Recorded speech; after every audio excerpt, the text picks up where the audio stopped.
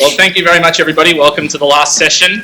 It's been a great conference so far. This session is called the Public Policy Roundtable, but it is really open to all of the speakers and to give everybody who's participated a chance to speak to everybody. We would have all the presenters up, but we've only got so much space. So please don't feel limited just to ask questions to the people here. I'd also like to give a shout out to the people who are watching online. If you do have any questions, please feel free to tweet them with the hashtag BISP2015, and we will make sure they get asked as well. So if you have questions for anybody or anything that's come out of this conference, please start formulating them and feel free to come up to one of the microphones. In the interim, I guess, as the moderator, I'll start, which is my first question, which is to everybody, and please feel free to answer if you feel comfortable, including other people here. We've heard a lot of different issues come up during this conference. It seems to me there's a unifying paradigm, the modern money paradigm we've been talking about, but a lot of different issues about public finance, about financial regulation, about financial system design in general and the financial power, but also about the real economy, looking at unemployment and the labour market or the labour system, and also about investment in infrastructure in a sustainable manner. So, given that this is a public policy roundtable, the first question that I'd like to pose to the panel and to everybody else is there a priority list? How do all these things, fit together? Because the concern seems to be, to me at least, it's diffuse, right? Because it's a paradigm for reconceptualizing everything, you have to reconceptualize everything. So it's a big challenge. And how does that work when we're still, a young or small movement that's growing? How do you see that challenge being overcome? Go for it. Well, I think the first thing we had to work on, and really this was the first thing we worked on, was affordability. Because you really can't do much of anything unless you understand what is affordable, okay, and in what sense things are affordable. So the starting point is that a sovereign government that issues its own currency can't run out of its own currency. So if there are things for sale in its currency, it can afford to buy them or hire them in the case of labor resources. And then that changes the way you view a lot of topics, like unemployment, like Social Security, like public infrastructure investment. So you know that you can afford these things. Then the question is, do you know how to do it? Okay. So, do we know how to colonize Mars? Maybe not. Second is, do we have the resources to do it? And then the third is to, operationalize it.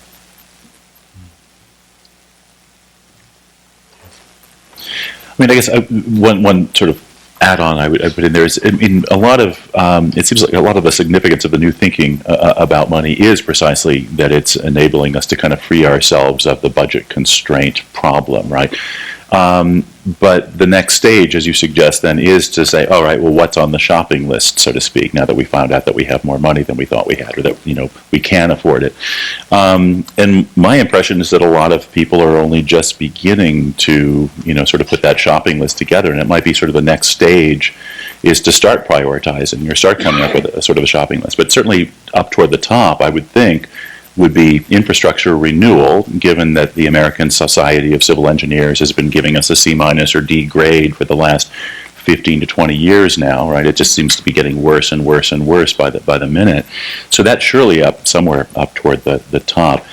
A personal sort of bugbear of my own is that, it might be helpful down the road to start encouraging more ownership of firms by people who are working with them. And one way that that's done, of course, is through the so-called levered ESOP plan. But basically, you borrow, the employees actually borrow in order to buy the firm, and borrowing might become somewhat easier, right, once we have figured out that a sovereign currency is indeed sort of indefinitely extensible. So it might become more affordable, actually, to become more encouraging of more employee buyouts of their firms. I don't know if that's really would be considered by the whole nation to be a public policy priority, but in my view, at least, it seems to be pretty important if we can sort of gradually move more in the direction of a society of people who kind of own the means of production that they're using to produce, and not simply wait to be hired by those who own the means of production, whether it be public entities or private. That might be a salutary development. Yeah, just on that, and I'll ask Pavlina to step in a second. I was at a conference a few weeks ago with Stephanie Kelton, and one of the people also at the conference was Gar Alperovitz, who is very prolific on writing about workers' cooperatives. And that was a very, very interesting and fruitful conversation. He seemed quite excited about the potential for synthesis there. But I just want to maybe bring in Pavlina on that, because I know that she's been developing a model for the job guarantee that could tie into, in addition to making it easy to finance the purchasing of new cooperatively owned enterprises, also to actually just pay for the labor itself. Yeah, I mean, we have multiple challenges. The first challenge, of course, is this mantra that we cannot afford it. That is, it's incumbent on us to reframe what it means to afford something. So, talking about sovereign currency and the government can always pay for things in its own currency, I think that is somewhat actually obvious if you pause for a moment. There is a huge political sort of resistance to talk about it in these terms, but for most people it's quite obvious that the government issues its own currency. So then the question is about affordability. What can we afford to do, and what can we afford not to do? Can we really afford to have an economy that maintains people in unemployment permanently? Can we afford to have production processes that destroy the environment? Can we afford? So we really need to reframe the conversation. And I kind of liked maybe the way Bernie Sanders was doing it. And we have many deficits. We have deficit in infrastructure, deficit in jobs, deficits in income, deficits in in the communities. Why is the deficit, the federal government deficit, somehow more important than all of these deficits? So I think that, we just have to have multi-pronged strategy. You can't just always insist that people understand sovereign money to find the merits of doing a full employment program. I find it a precondition to put in place a permanent program, because if somebody doesn't understand the financing, they will always find a reason later down the line to say, well, this was all well and good, we did it, it worked, but now we've run out of money and we have these other priorities. So for me, it's most definitely a precondition to putting in place policies that are important, that will be long-standing. Because we know that whenever there is the political will to do something, we just do it. And we never ask the question, do we have money to fight a war or, bail out the financial sector? But we always think of these policies as one-off, stopgap measures, crisis interventions.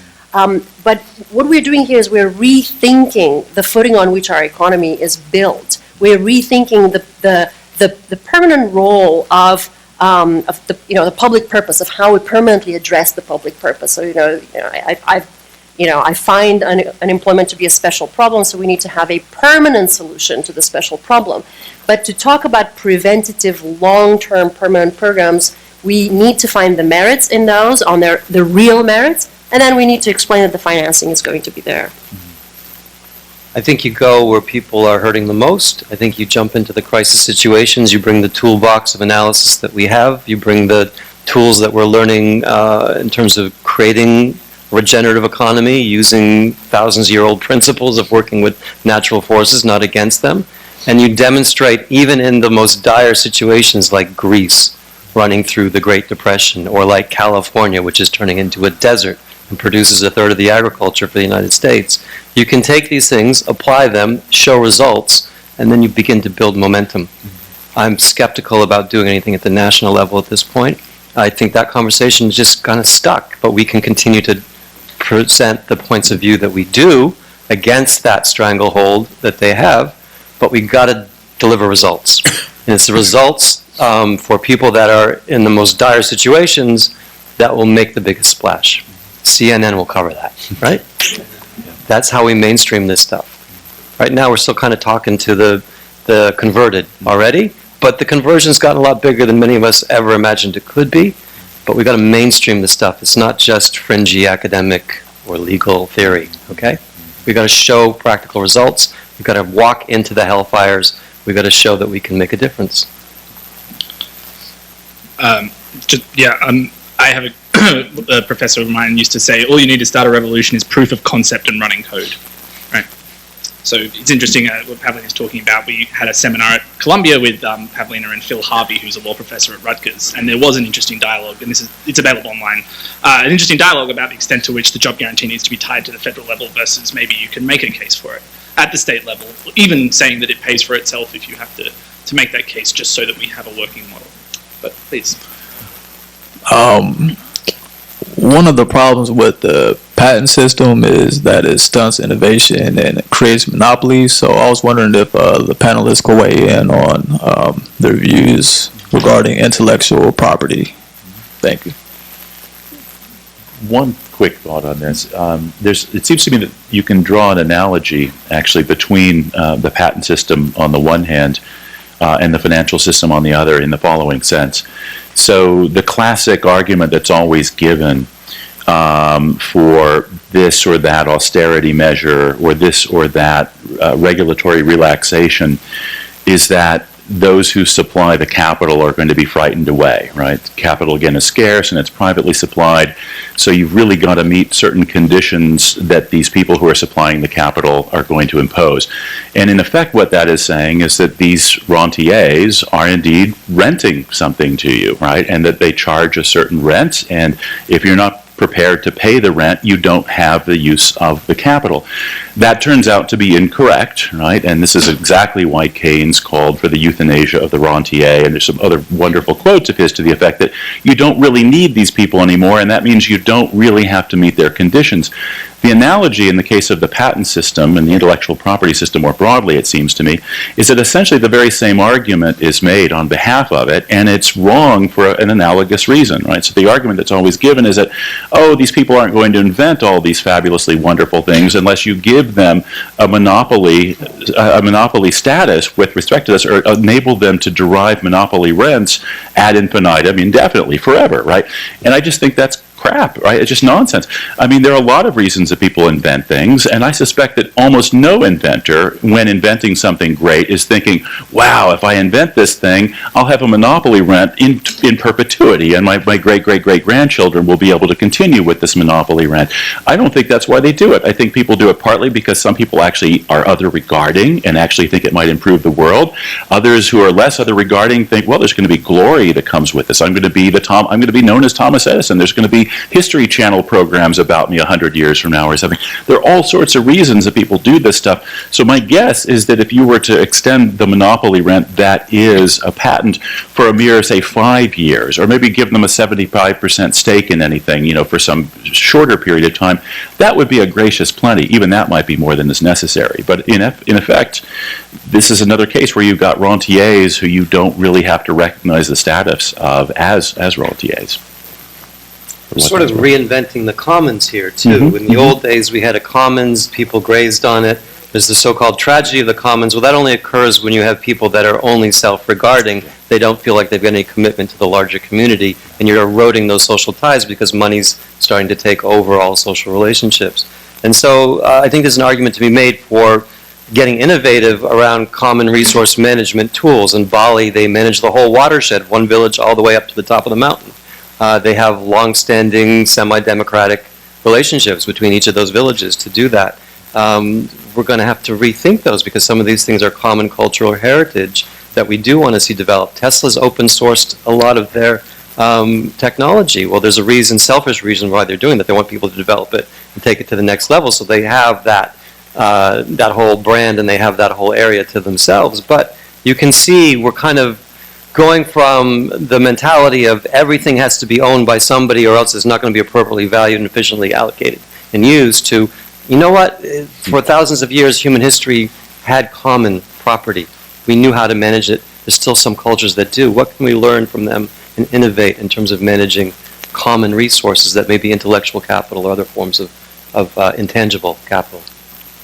So, just on that, one name that probably be worth mentioning is Eleanor Ordstrom, who was the only woman to ever get a Swedish banking prize, and that was on commons management. Yes. And I actually did my master's thesis on the intellectual property and the MMT view together, and I was looking particularly at copyright, but both copyright and patent in the US Constitution, at least, are framed under utilitarian terms. It's designed to promote the progress of the arts and useful sciences. And if it's not doing that, or if there's a better way to do that, the justification falls away. Although today, if you ask most people, they wouldn't frame it in utilitarian terms. They frame it in moral ownership terms. I made it, it's mine, I own it. Right? So there's a profound cultural shift that seems to me to need to happen. But when you can invest, a lot of artists and inventors, I think, like Bob was saying, don't do it necessarily just for profit. I was a music teacher, and I know a lot of musicians, and they just want to not stop and make music.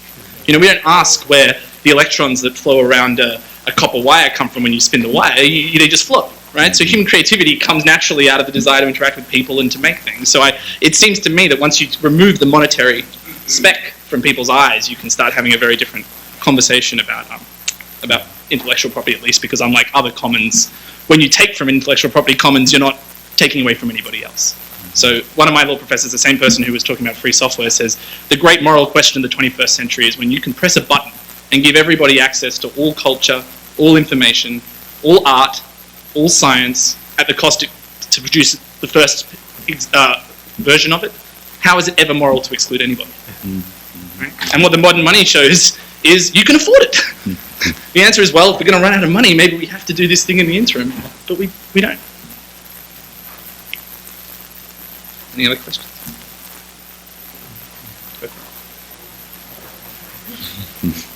Thank you. Please be. Sure. So we talked a lot about full employment, and then one of the talks kind of estimated the cost of how this could be funded, and then just suggested some implementation strategies. And so my question would be that if we assume that employment isn't the solution for many different groups, it's part but maybe not complete, and we can see this from the profound wealth gap, not just profound income gaps between women and different racial groups. So what additional mechanics could be added to the full employment strategy, or what supplemental programs would need to be in place? And then I had a second question as well. So we had talked about the ideal way would be to have the federal government jump in and support these efforts, but that there's this extreme lack of political will at this moment in the federal level. And so someone had suggested the idea of public-private partnerships for launching some of these things as demonstration projects at the local level. And then I would ask, since the ideal and aspiration would be this public sphere that would support this, how would we handle those demonstration projects that are public-private in such a way that the value of the public is not pushed aside and we don't end up contributing to this privatization of the public and the devolution to the private of public roles and responsibilities? Yeah, thank you. On the types of programs that we envision would be necessary. We don't argue that the job guarantee is a panacea for all social ills. We just consider it to be an essential part of the safety net and the way the government stabilizes the economy. We consider it to be a better macroeconomic stabilizer. But clearly, it's a voluntary program, and there are very many reasons why certain people will not be working, cannot be working, should not be working. Income support of various kinds would be necessary to complement the social safety net. So, I favor a universal child allowance. This is a, common sense program. And just by adding the job guarantee at a living wage with a universal child allowance, you're going to wipe out the vast majority of poverty.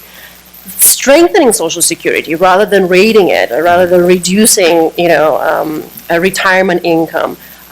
Strengthening Social Security would be another policy. People who are unable to work, strengthening Medicare and Medicaid.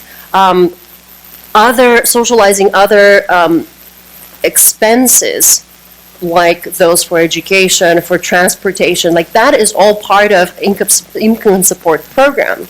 So, having free education essentially is another way of providing income support, so that people who are not ready to go into the labor market, do not wish to go in the labor market, and would like to pursue education can do this without the onerous debt burden. So I think that, a good combination of income and employment support is kind of the safety net that I would like to see.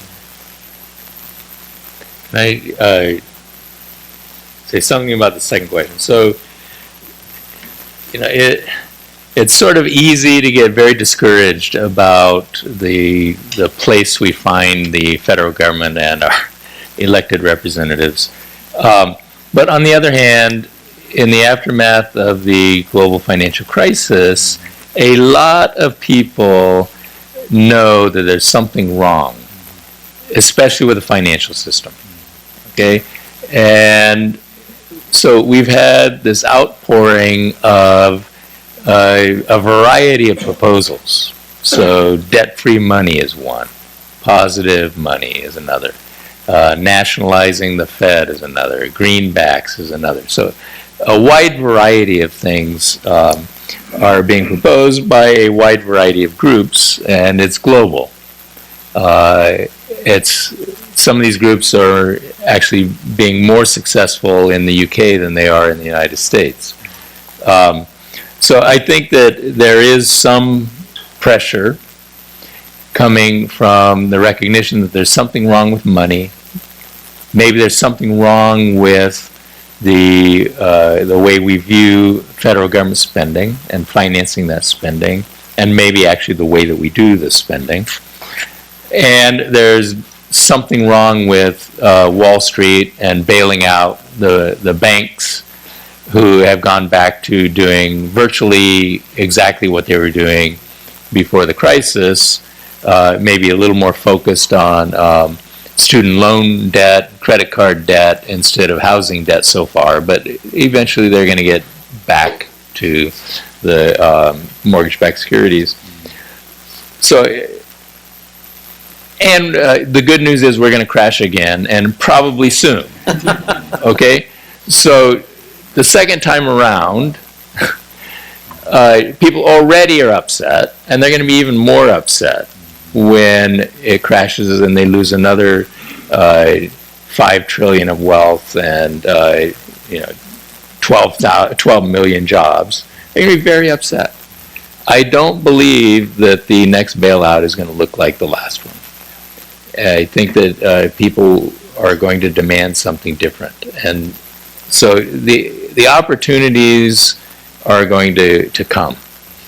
So I echo Randy here too. I think that's exactly right. I mean, and just to give a little sort of recent history perspective, I mean, I've been sort of obsessed with unjust inequalities since I was a student, and it was inequality and its moral significance has figured into a lot of the stuff I did as a student, and then what I've done since then. And for years, as when I was a student and when I was a new academic, I was told, well, you really can't go anywhere with that because you're going to be accused of engaging in or fomenting class warfare. And I would always say, well, why is it that the defenders are the ones who are accused of the class warfare, rather than the original aggressors, right? The ones, but it didn't matter. People say, well, good luck with that. And the first stuff that I published as a legal academic was on inequality and how to determine which inequalities are actually ethically problematic and which ones are ethically permissible. Basically how to theorize justice. And, I loved that stuff and I loved doing that stuff, but hell, if anybody downloaded any of it off of SSRN, nobody gave a flying, fudge. And so, but then all of a sudden, I was just one little person, right? But there were a couple of other guys who were arguably more important. There was a guy named Piketty and there was a guy named Saez who were, publishing all these papers, right, in the late 90s and early 2000s. And again, almost nobody paid any attention to them, at least nobody in the public. And then all of a sudden, out of the blue in 2011, right, I was working at the New York Fed at the time, half of every week, teaching the first half at Cornell, then working at the New York Fed second half. I was walking up Wall over to my little New York Fed office, and there were like 3 guys banging on these tin pans. And I thought, well, what are they doing? And they said they were saying they're going to be occupying Wall Street. And I thought, well, that's kind of intriguing. And a lot of people were laughing at them, all these kind of, these investment banker types who are walking up and down Wall early in the morning were kind of, snorting at these people and laughing at them. And I was kind of intrigued. And then, the following day, their numbers are, it's like 3 times or 4 times larger. And then before long, they had to move over to Zuccotti Park. And of course, Randy was over there. I was there every evening after my Fed job, which was quite a riot, right? I'm leaving the Fed, I'm dressed in a suit, but I would actually camp out in the evenings over at Zuccotti, trying to sort of figure out what's going on here. And it was really clear that these guys had tapped into something, that all of a sudden, and you all noticed, no doubt, it became respectable overnight to talk about inequality. And then what happens last year, right? The runaway bestseller is by that obscure Piketty guy, total rock star, just because he writes a book about inequality. So I think that the times really have changed, and largely for the reasons Randy was mentioning, and I'm as optimistic/pessimistic as he is about where things are going. I suspect the next crisis is coming soon, and the reaction next time is going to be much more, I think, memorable and enduring, and I think it's going to be, we're not going to go back to business as usual. Relatedly, whoever would have guessed in a million years, I swear to God, 3 months ago when I would have told you that, Bernie is going to be a nice fringe candidate, and at least he'll pull Hillary at least a little over toward the left. I actually now am convinced he's going to win. Now, you might think I'm crazy for that, but I actually do think he's going to win. I think he's going to win the nomination, and I think he could very well win the presidency. And for 3 months ago, I myself wouldn't have said that, right? I just would have said, I'm glad he's doing it, but he probably won't win. But now I actually think he'll win. And who would have guessed that Donald Trump would become, would hasten the destruction of the Republican Party, which we knew was going to happen anyway, on demographic grounds, if no other grounds. But it was clearly engaged in a long-term protracted suicide, the Republican Party. But Donald Trump has accelerated the suicide of the Republican Party, and it's going to be gone in about 6 bloody months. It's gone. And so that's changing everything, right? And so I wouldn't discount the capacity to get some real change, even at the federal level, as readily as some people are. Now, again, I'm probably metabolically optimistic, but I mean, even I am more optimistic now than I was as recently as 3 or 4 months ago. So I wouldn't discount that at all. I think we ought to be pushing for real fundamental change, because I think it's more possible now than it's been since the New Deal, and it's probably even more possible now in some ways than it was during the New Deal era. People forget how hard won the New Deal itself was, politically and legally. And on best-selling books, who would have thought Graeber's book? Yeah, the history of debt. Yeah. It was another bestseller. Yeah, huge bestseller. People are still talking about it. Just on the inequalities, one other thing we're trying to do is recapture the financial system, retrain it to what its original purpose supposedly was, which is financing productive activity, and building local ecosystems of finance that can support local businesses that are regenerative economy oriented. So we've got things like crowdsourcing, crowdfunding, right? Democratizing finance, putting it into entrepreneurial activity. And I'm not trying to glorify entrepreneurship, that can be a source of inequality as well. But to the extent that the main task of finance these days in corporate America is to issue debt so corporate titans can repurchase stocks, drive up their share prices, drive up their earnings per share, artificially inflate their results, right? This is totally fraudulent what we're doing here. And create a Ponzi scheme essentially, because there'll be a Minsky moment out of this. There's no income streams being generated off of that debt build up on the corporate side. To the extent that we can do things like credit unions, crowdsourcing, crowdfunding, direct public offerings are now occurring that democratize the issuance of equity.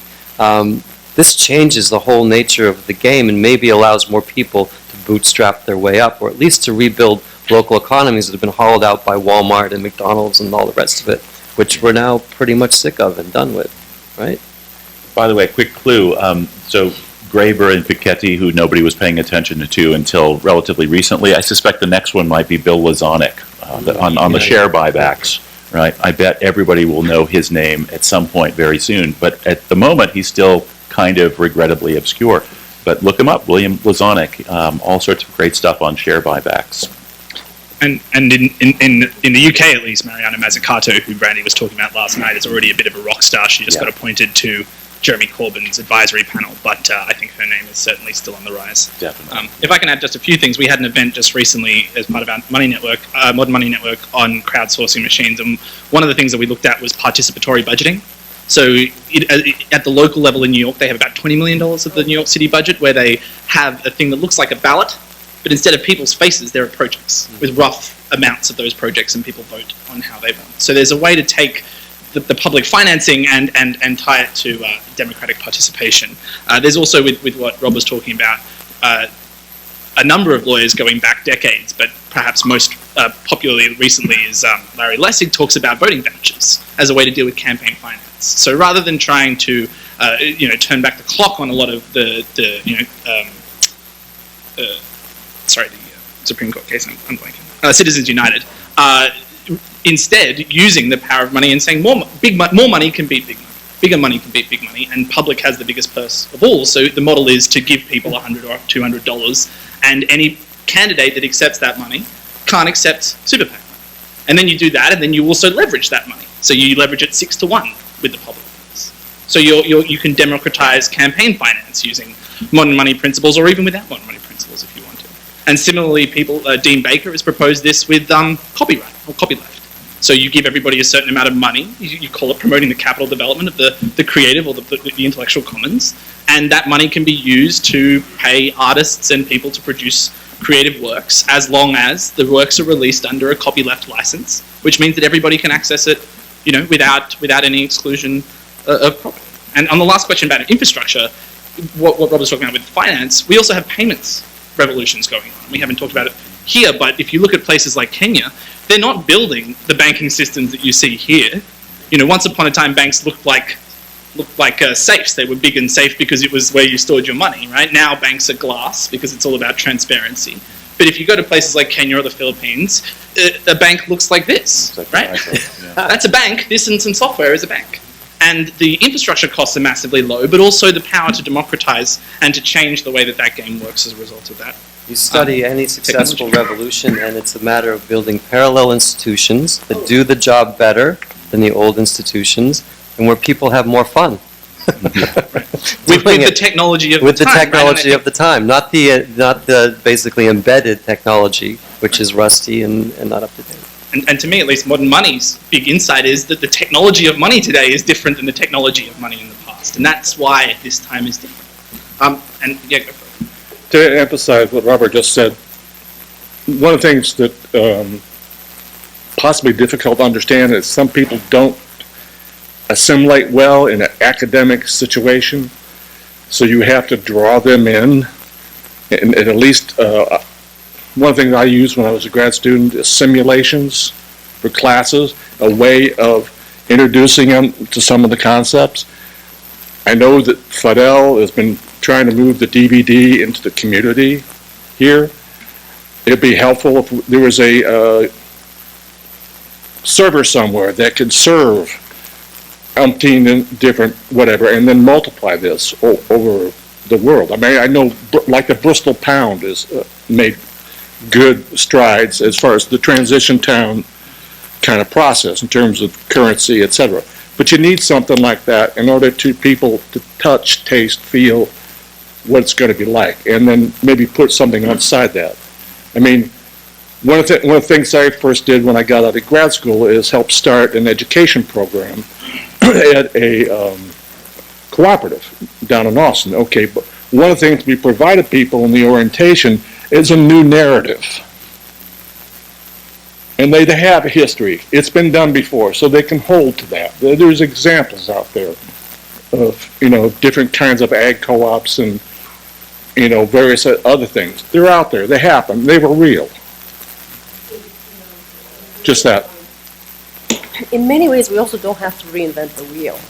I think what we need to do is to recapture the sense of community, to recapture the sense of public purpose, what the policy priorities are.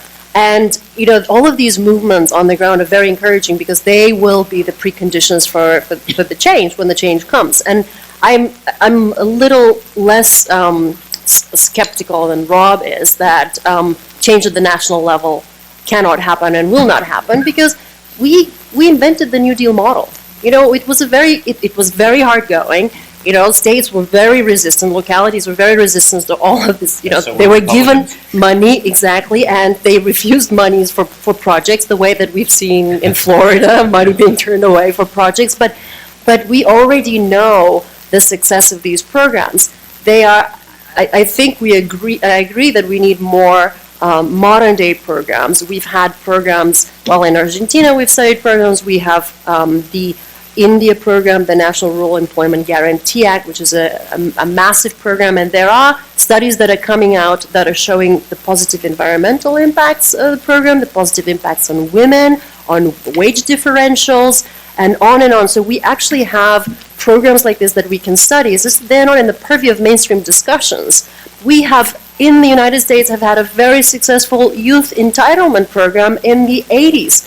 Very successful, where jobs were guaranteed to youth, full-time jobs during the summer, part-time jobs during the school year. And that program demonstrated that the problem in the inner city wasn't loss of human capital. The problem was lack of jobs and discrimination.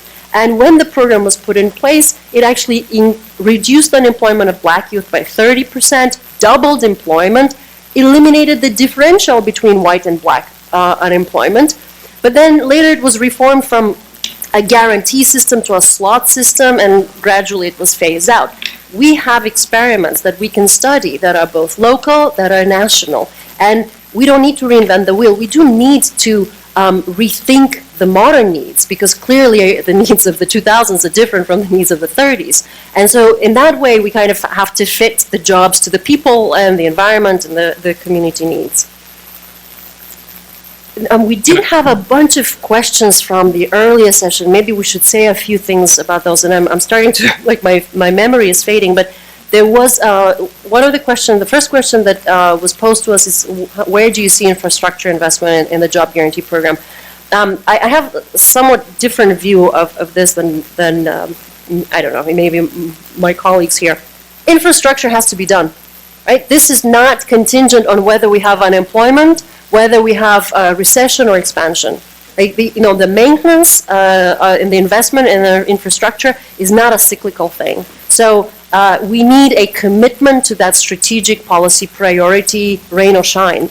And also, I don't like to see infrastructure as the kind of public works that deals with unemployment. Surely it will produce great many good jobs and this multiplier effect for many years to come. But we need to be thinking about an employment program that stands on the ready to provide jobs to people as needed. You don't build a bridge just because you have mass unemployment, or not build it just because the economy is doing well.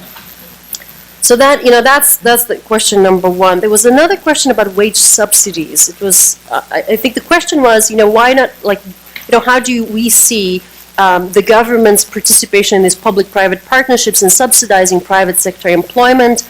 I think the answer to this question is that, again, the private sector moves to a different drum. It has profit priorities. And there are studies that indicate that private sector actually replaces labor. It doesn't increase net new employment because of the subsidies, but actually tends to subsidize already existing employment. And so, again, there may be various reasons why you may want to subsidize a certain private sector industry, but it's not for reasons of securing full employment over the long run. You may want to encourage this particular sector. So that's why we consider the job guarantee to be a superior way of number one, ensuring full employment, but number two, it has the added benefit of establishing a true minimum wage policy, right? A wage floor. And we know this because we've studied both in Argentina and in India. We see the impact of that minimum wage. People who are hired away from the program into the private sector are paid a premium over that base wage. And at least in the case of India, there was a study that was done on, again, male and female wages, and the pay gap was narrowed as a consequence of this program. There was one more question, I'm just, ones that I remember, on military jobs, right? That the government is already an employer because it creates all these military jobs. I think that the answer to this question is that bank sector jobs are government jobs, right? The private sector jobs are government jobs. We have bailed out a financial sector that was in collapse. We subsidize private sector innovations through all of the DARPA projects. This is the Mariana Mazzucato argument, where the government puts in place the investment that then gives rise to various private sector initiatives and employment. So in many ways, this is a flawed dichotomy. The private sector somehow does something here without the role of the government, where the government underwrites so much of private sector activity. And so this is sort of the final piece. They just need to provide jobs for everyone. We had a space race in the 60s. Why can't we have an Earth race in this decade? We've done public infrastructure in this country since day one. Canals, railways, highways. This was all publicly subsidized, highly public investment oriented. Why can't we do it again? We have the technology. We just don't have the money. Come on, guys. This is crazy.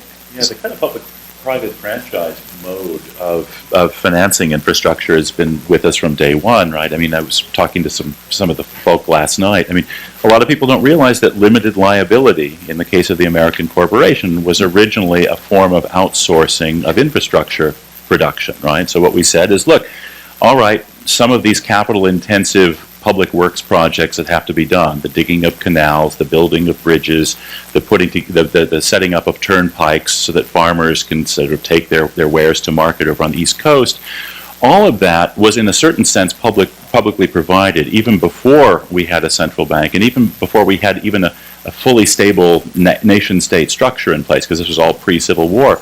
So what we did is we said, all right, look, if some of you people who do have private capital, some of you rentiers, will make it ready, make it available for the provision of infrastructure, we'll give you limited liability in the sense that if the firms that you're financing go bankrupt, creditors of those firms won't be able to tap your private assets, but you only get that limited liability insofar as you are financing a firm that sticks within this very narrowly defined purpose, building this canal or building this bridge or what have you.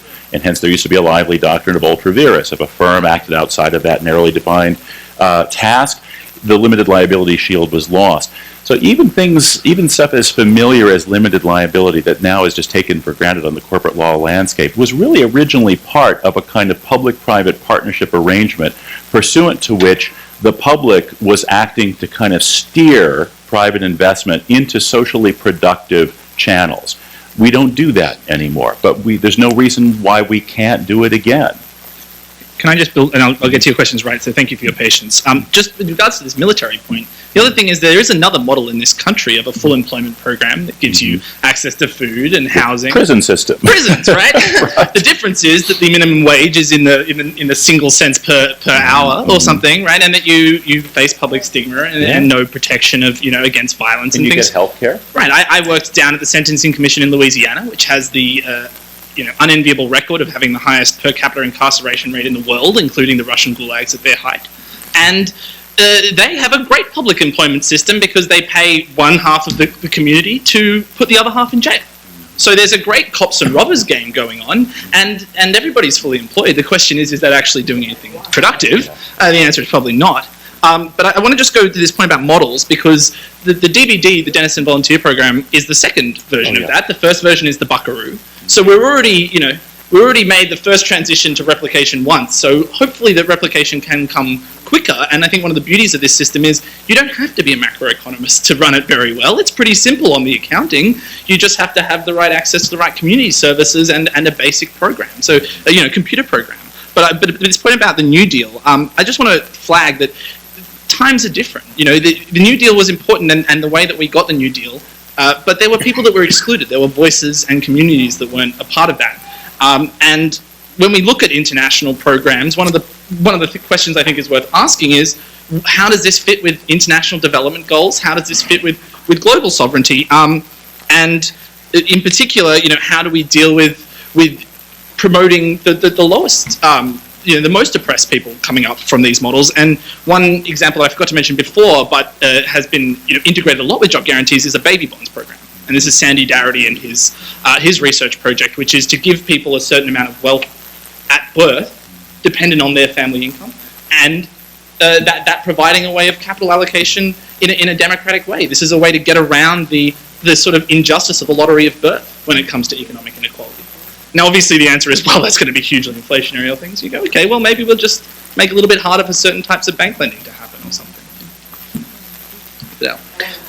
Yeah. Oh, sorry. Well, I think he's about to answer. He was.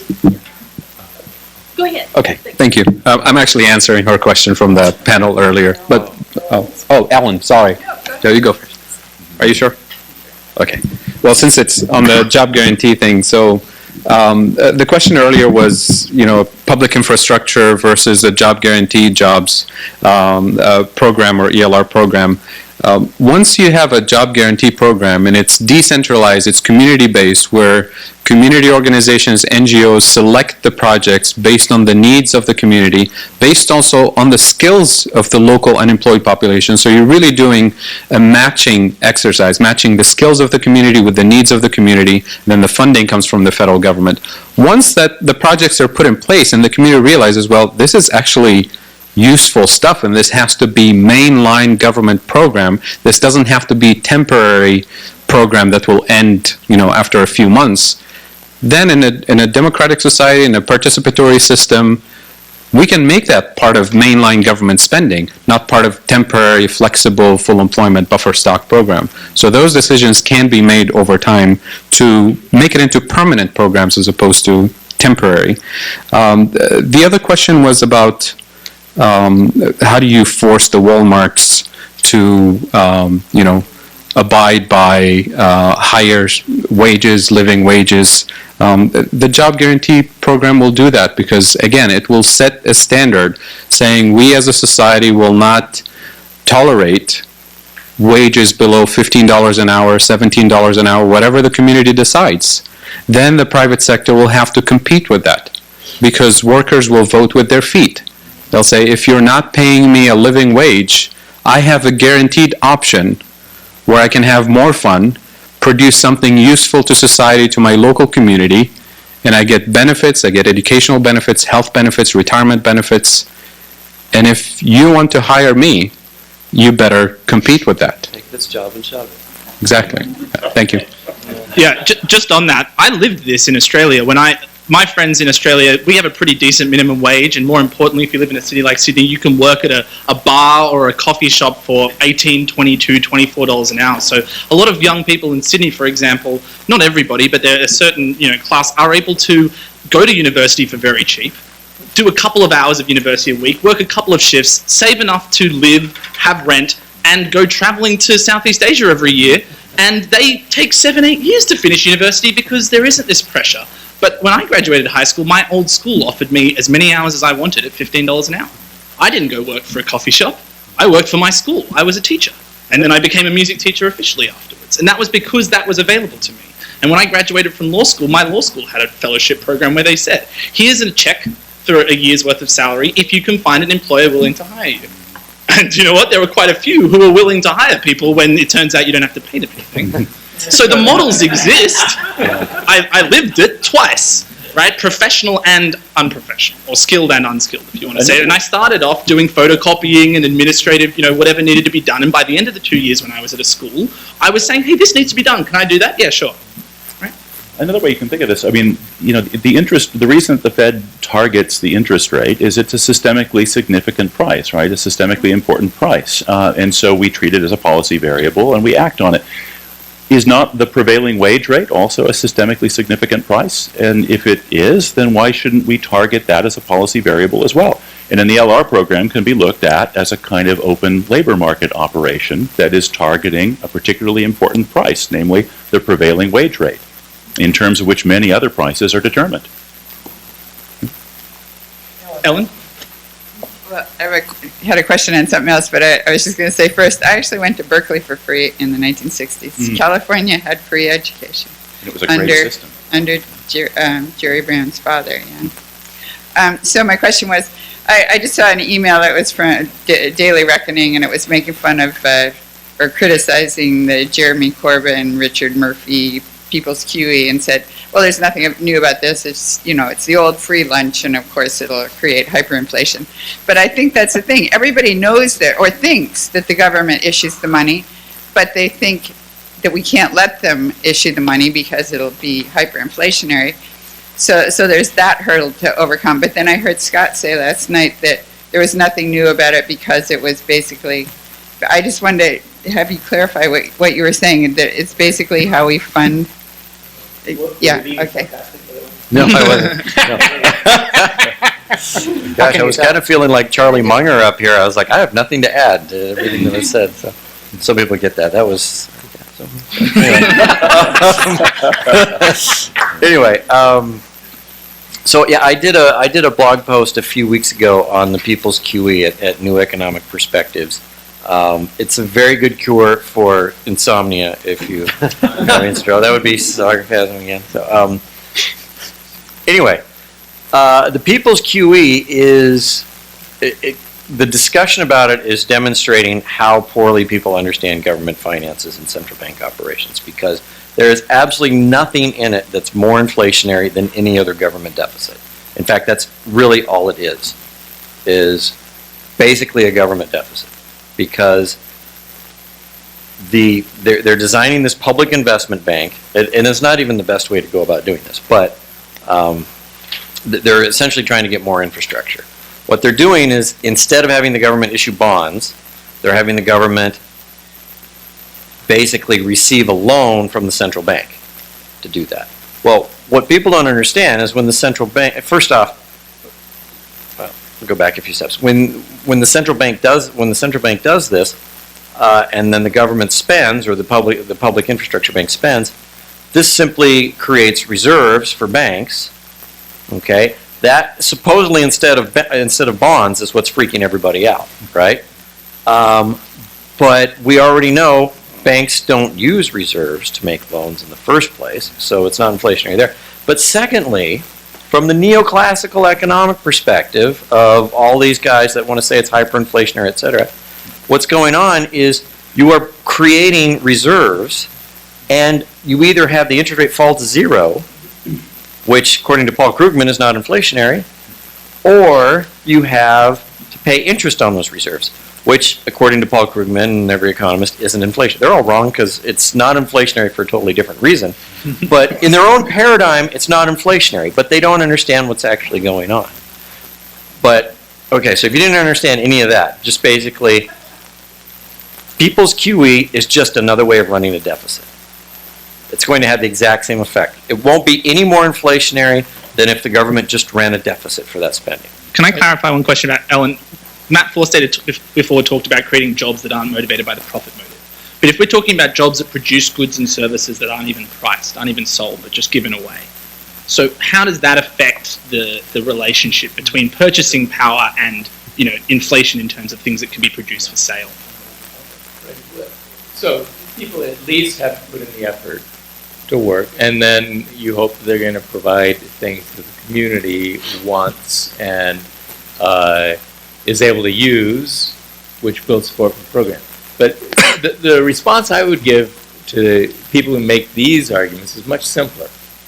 Okay, so we've seen Japan running the biggest budget deficits in the world for a full generation, and they still have deflation.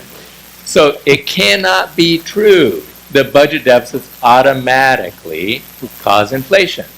Okay? Now we've had the UK and the US running huge budget deficits since 2007. Again, no inflation. Okay?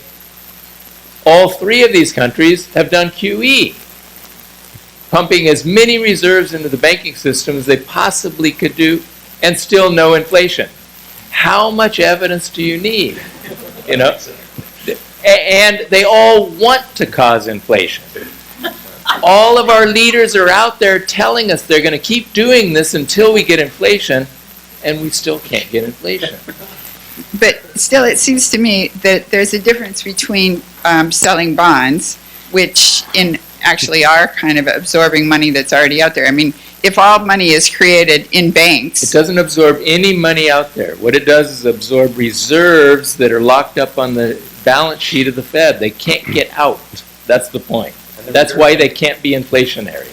The reserves don't stimulate anything anyway. The thing to recognize is a reserve balance is an overnight debt of the government, right? Which now pays interest. Which now pays interest. It is a bond. Right. Versus a T-bill, which is a 3-month or a 1 month or whatever. So somehow issuing a 1 month overnight debt is a lot more inflationary than issuing a 3-month debt. And that's essentially the argument they're trying to make, which is false. Can I just clarify a question, though? I mean, looking about the sustainable investment talk, we have a lot of different projects that could be done.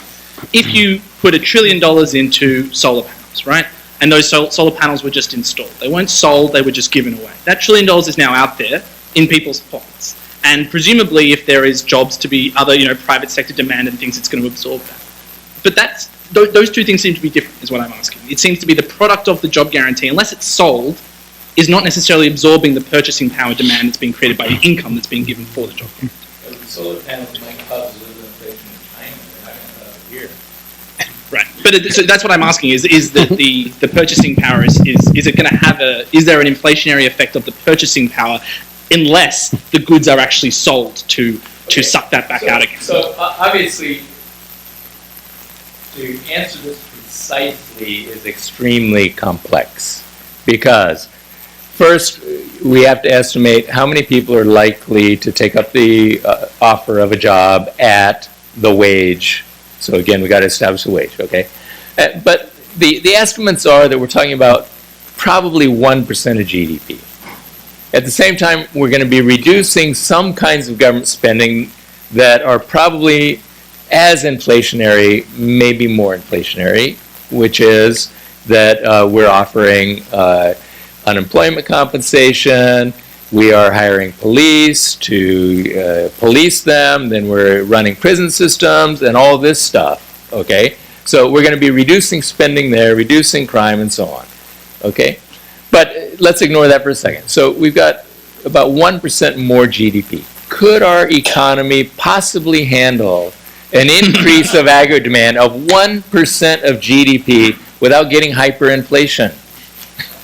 I mean, it's a ridiculous argument, right? Now, if we were talking about, well, we're going to hire 100 million people and we're going to be ramping up aggregate demand by 30, 40%, possibly. In which case, then the answer is, we'll have to do something to fight the inflation, which is what we did in World War II. We did rationing, we had wage and price controls, and we kept inflation down even though we doubled GDP, okay, and had the budget deficit at 50% of GDP. We still handled the inflation from that. You can always raise taxes. And you can raise taxes. Also, if someone makes this argument, that first, the inflation is from too much spending, but then it's also inflation because we're giving stuff away instead of selling it, which would be increased spending. Right. Yeah. There's another way to think about this. Because a lot of times when people are talking about the inflationary effect of government spending, they're really thinking, what's my dollar worth? Like, what are these dollars in my pockets worth? So here's how you think about it. The dollar comes from the government. The dollar is it's a monopoly issuer. So the government has the responsibility of setting a conversion rate for the dollar, of setting a price for the dollar. And that's what essentially the job guarantee does. It sets a conversion rate that $10 emitted into the economy will be worth 1 hour worth of labor. And so there are various sources of inflation. The economy moves in various ways. There's private source, there are credit, speculative sources, and foreign forces of inflation. The question is, the government itself, are they a source of inflation? And the way the government spends today is it sets some budget, and then it says to the private sector, sell me some stuff, but you set the prices, and the private sector decides to set prices. If there's deficient demand, the prices are lower. If there is strong scarce resources and strong demand, the prices might be higher. But the government does not set prices. But you have another way of spending. You say, I will pay for labor at this conversion rate, and I will tell you exactly the dollars that I put into the economy, what they're going to be worth. So when the economy is shrinking and the government is increasing its stimulus, it's not causing inflationary forces. It's spending exactly, the dollars that they're spending are worth exactly the many hours that they say the dollars are going to be worth. And when the economy is experiencing inflationary forces from private sources, the government sector shrinks. So the government is an anti-inflationary force. So here we are trying to answer the specific question of whether the government is a source of inflation and how do we structure spending in a way that it is anti-inflationary. All right, I'd love to actually build off of. Yeah, can I just say one quick thing Pavlina's about the job guarantee anchor? And I know I love talking, I'm sorry. But I say to people, if you have a job guarantee, it's sort of like having a hand crank machine that anyone can use, and however much you crank the machine, that's how much of the real output that the dollar is valued. So, if it produces 1 joule an hour, then your $10 is worth, at very least, 1 joule of energy. And then if you go and buy a soda for $5, you know that the soda is worth 30 minutes of your time. Right? So it's sort of, if not a real labor theory of value, it's counterfeiting essentially a labor theory of value within the context of the job guarantee. And the beauty of it, from a democratic perspective, is everybody's labor is worth the same. Whether a school child or an adult, they can all know that the soda is worth 30 minutes of their hand crank time. Good. I can understand that. So can I?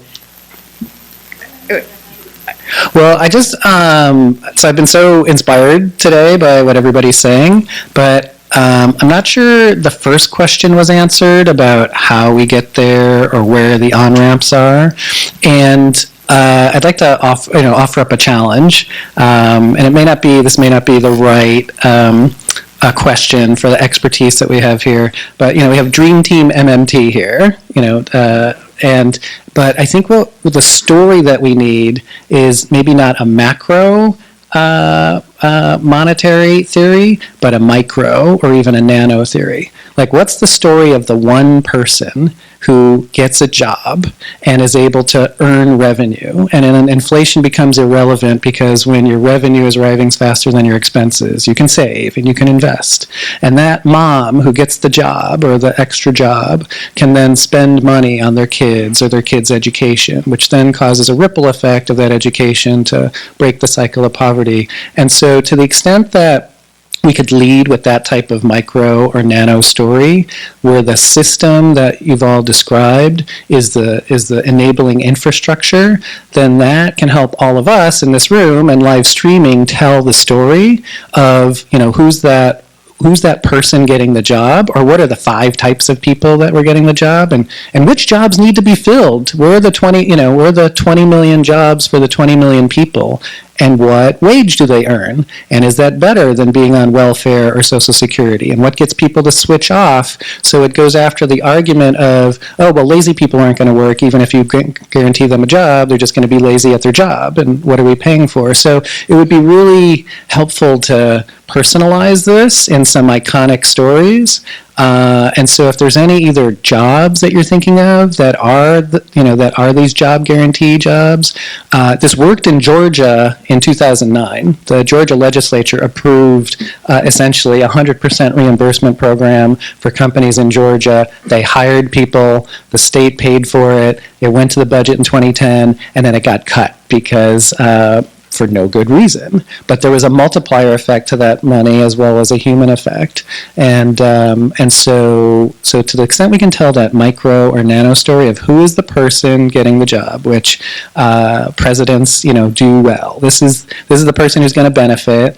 And I think it can be a team of people.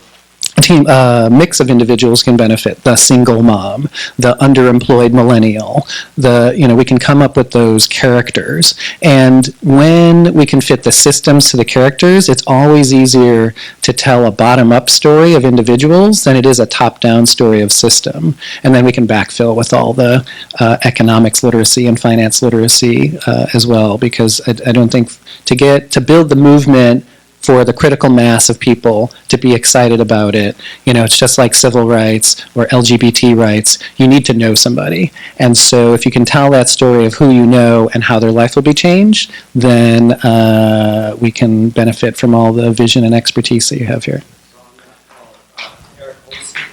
Thanks. Thanks, Eric Jeremy. Olson, who runs the Permaculture Skills Center up in Sebastopol, he's gone up to Grayton. There's a day laborer center. The contractors come and they pick up Latino, probably undocumented workers.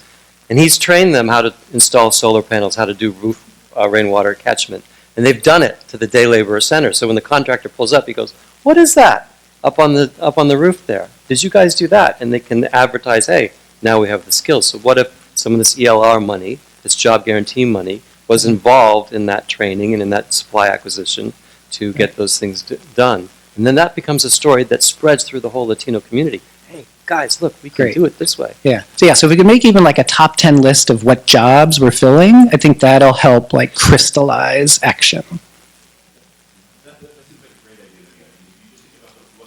Campaigns have been successful over the last 30, 40 years, right? I mean, everybody remembers Reagan's welfare queen story, which was false, but the anecdote ended up getting a lot of traction, and that was everybody's conception of the welfare system after that for ages, right? And then, of course, ever since then, right, Bill Clinton runs for president in 1992, so he tells you the story of Chuck and Jane, or he says, "Oh, Susie over there." And then every, of course, State of the Union address involves like 3 or 4 individuals who they put up there in the balconies. Exactly. You see Frank Exactly. up there, he saved his life by throwing his body onto a hand grenade, and he saved it. You know, and it's true, that's what seems to work. And so I think that's the point is really well taken, that it's important for us to be able to kind of reduce this to a few sort of hypothetical anecdotes, for example. I think it also dovetails with the model observation, right? And so again, I'm going to add my voice to Rowan's and shouting out about Fodl's course and about the way it's done over at UMKC as well. If people can actually experience this stuff tactily, then they can actually appreciate it more. But I think your anecdote story too about actually envisaging individuals who benefit, or even just groups of individuals who would benefit in particular ways, I think that's going to be immensely helpful. Yeah, and we all have phones, so we can all interview people, and then we can share it via whatever hashtag. So it would help to build the texture and the layer of what this means to real people. Because I think real people are primed today, like you said, about whether it's Bernie or Trump. People are primed for a change. So the more we can make it specific, then the more we can implement the great ideas. Right. We need like Thanks, a Humans of New York for the job guarantee, right? Yeah, I mean, with the youth guarantee that Pavlina's employed, one of the things about the psychology there of laziness, you know, when I was working in criminal justice, one of the pillars there is when you start with youth justice, people aren't really as inclined to call young people evil and lazy criminals, right? They're kids. Let's give them another chance. And right now, the youth unemployment rate around the world is horrific. So, you know, if you can't get a universal one, but you don't want to make it local in a sort of sector-specific sense, you could just say anyone up till 22, you know? And who's going to call an 18-year-old lazy rather than say these people need a chance to become part of the economy? Well, since the early 90s, you might have noticed one of Clinton's sort of master strokes was every time he tried to introduce some new social policy, they would start it as a family thing, right, or for kids. And then the thought was that you can gradually radiate outward from there, kind of in an incremental fashion. And we've talked about public education. I mean, one of the big problems about universities is the whole theory is geared towards an end result that doesn't exist. Mm-hmm. You go to kindergarten so you can get into a good high school. You go to high school so you can get a good college. You go to college to get a good job, and then where's the job? It doesn't exist, right? It's a cruel fiction. It's a promise that isn't kept, and we can just slot this into the end of that story and say, hey, look, here's the promise that we made. Still about Jeremy Corbyn's PQE. I mean, they're in England, right? So they don't pay. You said they didn't have a reserve requirement. Do they pay interest on reserves? And also, my understanding was that it was helicopter money. I mean, that it's not a loan, that they're going to print the money and hand it over to the government to spend. But maybe I'm wrong. I would suggest have a balance sheet to work out that. We can maybe talk the balance sheet. Yeah, I suppose in the interest of time, my blog post does all the balance sheet transactions and walks you through, and deals also with the separate issue that is freaking out a lot of people, which is the so-called central bank independence and the threat, which there isn't a threat to central bank independence from that, or what people call central bank independence. Their administrative discretion to set interest rates on the overnight rate, right? That's right. So anyway, we'll leave it at that. Two questions that really come out of what Robert said in the last few minutes. You talked about the family jobs spreading out. What place could universal public service have in this program to, number one, have access perhaps to a military draft, which might reduce our military incursions, access to medical training, which would help with our growing medical situation, infrastructure problems? Does universal service, which is existing around the world in other countries, have a role in partially building up economic action? That's the first one. I think are maybe worth drawing out. One is that another strategic masterstroke when it comes to getting the public to accept what initially strike people as sort of radical new programs is rather than framing it as something for kids or for the kids or for the family or whatever, oftentimes it's just, if you can frame it as a national security measure, as a military thing, right? I mean, the first racial integration that we had on a massive scale was done in the armed forces, right? And the first cradle to grave sorts of insurance programs that we had were offered to service members because they had paid their debt, or they had done something for us, and so now we owed them, right? And even widespread, publicly supplied higher education was initially justified by reference to Sputnik, right? The Soviets sent Sputnik up in 1957. Oh, God, we don't have enough engineers. How are we going to compete with those communists who have such an inefficient system? Oh, well, maybe we should offer sort of socialized higher education, too, just like they do. We'll say the GI Bill. Right, and of course the GI Bill. So often when it's framed in those terms, I think you can actually make it palatable when it's otherwise maybe not.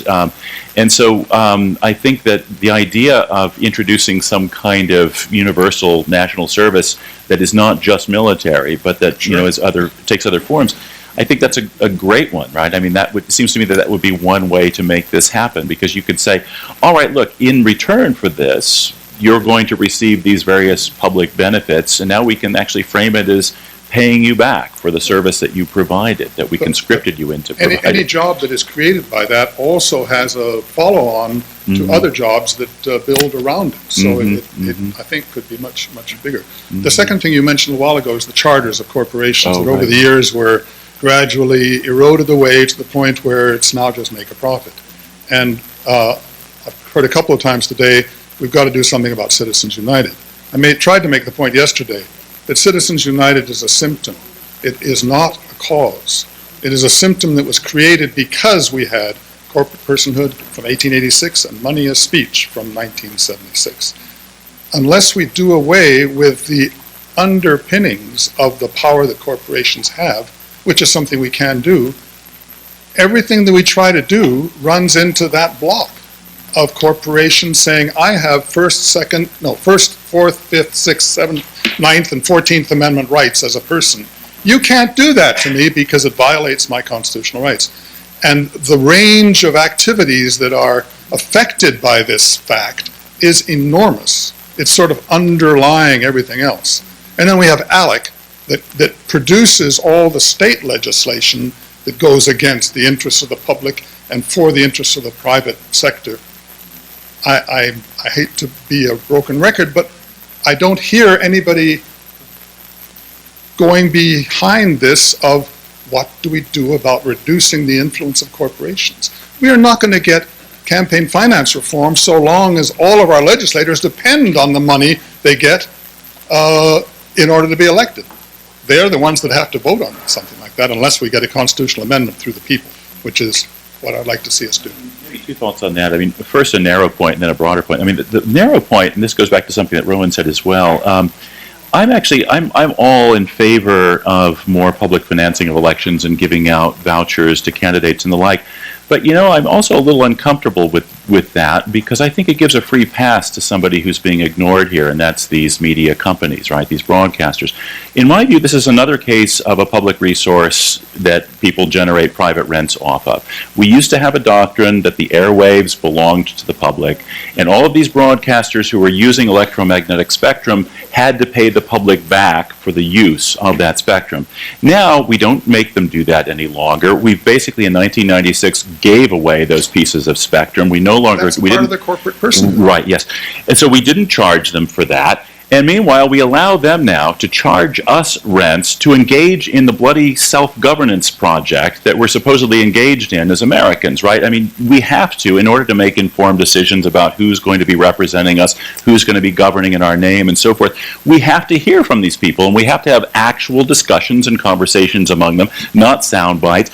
So what do? Instead, we say, well, you know what? We're going to basically make our sort of deliberative democracy dependent on people paying private rent rents to other people who are occupying what is a public resource in the first place. So first of all, I think we ought to reclaim that public resource and stop giving these broadcasting companies essentially a free ride, basically, enabling them essentially to capitalize on and earn private rents on our own government, our own deliberative democratic process, our own self-governance project. That's the sort of narrower point. The broader point, I think your point is very well taken. I mean, the idea of corporate personality initially was viewed as itself an extraordinary privilege. And the idea was you have to be able to segregate firm assets on the one hand from firm constituent assets on the other hand, so that we know that basically creditors of the company know that the company's assets are not going to be attachable by creditors of the constituents of the firm, right? It was an asset segregation rationale behind this.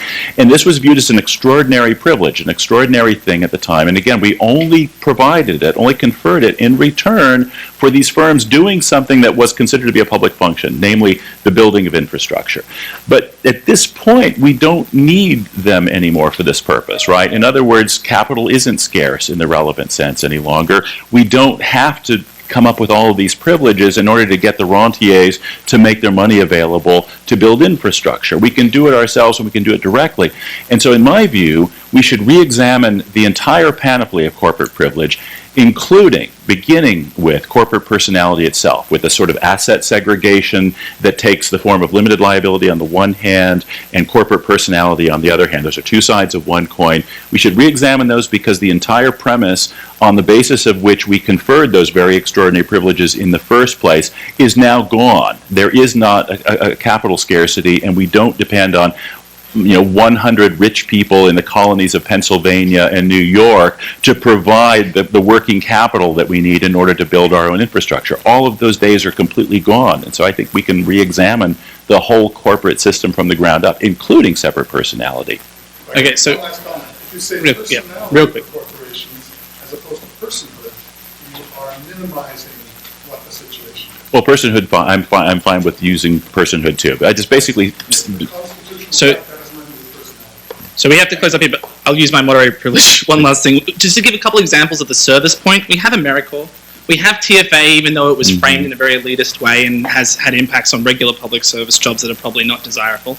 We have public service law careers where if you go into public service, they cancel your debt at the end, and they have similar things in Australia with medical programs, rural bonded medical programs to get people out into rural communities that need medical service. So these exist. We also had in the New Deal era people who were tasked with going and doing oral histories of former slaves because we recognized the cultural service that needed to be performed and the building of the cultural infrastructure. So on this point about spectrum, I mean, the free software movement has a broader agenda than just being anti-patent and copyright for software. If you listen to their rationale, they say free software, free hardware, which means your computer isn't being spied on by the government, it's yours when you have it in your pocket. Free culture, which is, we wrote a paper, op-ed in our Morningside muckraker at Columbia as part of the Modern Money Network called Free Culture, Free Finance, and this was making the connection.